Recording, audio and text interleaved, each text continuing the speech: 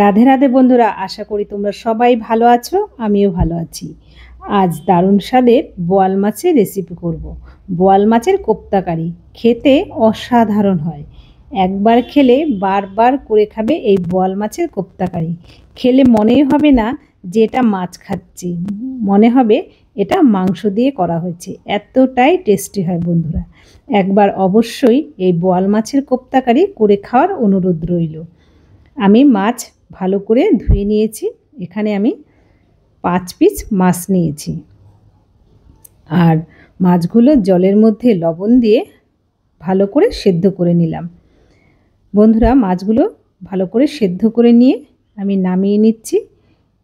দেখো, সেদ্ধটা কিন্তু খুব সুন্দর হয়েছে মাছের। এবার নামিয়ে আমি ঠান্ডা করে নেব। এই ঠান্ডা করার ফাঁকেই আমি কিছুটা মশলার জন্য রেডি করে নিচ্ছি। পেঁয়াজ ছুলে নিচ্ছি। এখানে 2টো পেঁয়াজ আমি ছুলে নিয়েছি। আর পেঁয়াজটা কিন্তু একদম ছোট ছোট বাস্ক বাস্ক করে আমি কেটে নেব। এটা কিন্তু একটু বড় রাখা যাবে না, যেহেতু আমি মাছের সাথে এটা মাখবো। একদম আমি ছোট ছোট বাস্ক করে কেটেছি। দেখো, একদম এভাবে কিন্তু ছোট ছোট বাস্ক করে কেটে নিতে হবে। আর এখানে আমি আরও কিছু মশলা রেডি করার জন্য কেটে নিয়েছি। আমি নিয়েছি কিছুটা রসুন ছাড়িয়ে, খোসা ছাড়িয়ে নিয়েছি, আর আদা কুচি করে নিয়েছি, আর নিয়েছি পেঁয়াজ বাটবো বলে একটু বড় বড় করে কেটেছি, আর নিয়েছি 10-12টা কাঁচা লঙ্কা। এগুলো কিন্তু আমি এখন পাটায় বেটে নেব। প্রথমে আমি আদা কাঁচা লঙ্কাটা রাখছি।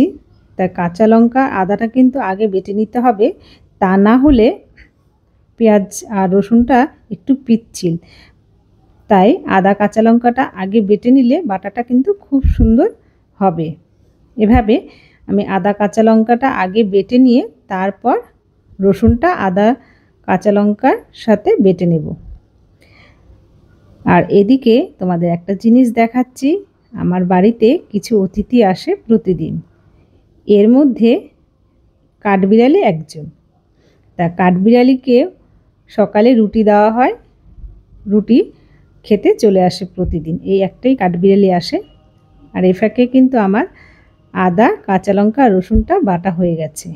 এবার আমি বেটে নিচ্ছি কিছুটা পেঁয়াজ। যে পেঁয়াজগুলো আমি বড় করে কেটেছিলাম সেগুলো আমি বেটে নেব। এভাবে পেঁয়াজটাও আমি বেটে তুলে নিলাম। বন্ধুরা, পাটায় মশলা বাটা কিন্তু খেতে অসাধারণ হয় রান্না।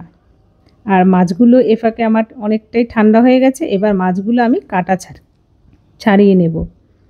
তা এই বোয়াল মাছের যে ওপরে পাতলা চামড়ার মতো যে অংশটা, সেটা কিন্তু খুবই তৈলাক্ত।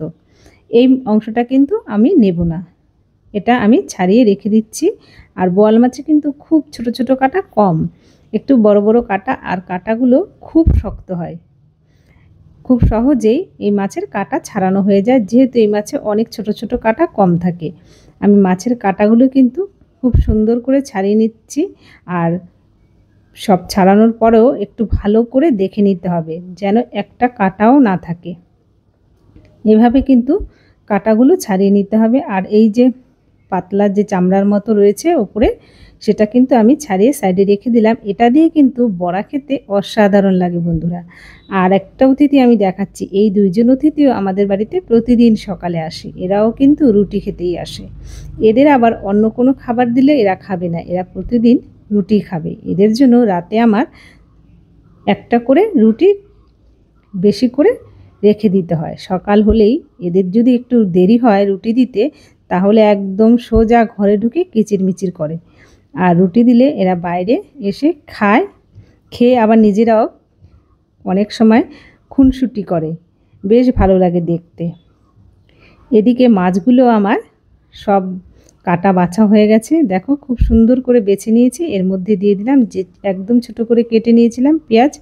তা পেঁয়াজ কুচিটা বেশিরভাগটা দিয়ে দিয়েছি। আর দিয়ে দিলাম 2 চামচ মতো আদা কাঁচা লঙ্কা রসুন বাটা, দিয়ে দিলাম জিরের গুঁড়ো, লবণ, আর দিয়ে দিয়েছি 3 চামচ বেডগ্রাম। এটা দিলে খুব সুন্দরভাবে এটা মাখা হবে। আর বলটা কিন্তু গোল হবে, গোল হতে সাহায্য করবে এই বেডগ্রামটা। আর দিয়েছি একটু গরম মশলার গুঁড়ো দিয়ে খুব ভালো করে চটকে মেখে নিতে হবে। যেহেতু পেঁয়াজটা একটু নরম হলেই কিন্তু এটা গোল বল করা যাবে, আর পেঁয়াজ মানে নরম না হলে কিন্তু এটা গোল করা যাবে না। দেখো আমি কিন্তু পেঁয়াজটা খুব ভালো করে এই মাছের সাথে চটকে মেখে নিয়েছি আর খুব সুন্দর ছোট ছোট বল তৈরি করে নিচ্ছি। এভাবে কিন্তু ছোট ছোট বল তৈরি করে নিতে হবে। আমি দেখো এভাবে বল তৈরি করেছি, একদম ছোটও না আবার কিন্তু অনেকটা বড়ও না। আমি বলগুলো কিন্তু খুব সুন্দর করে রেডি করে নিয়েছি।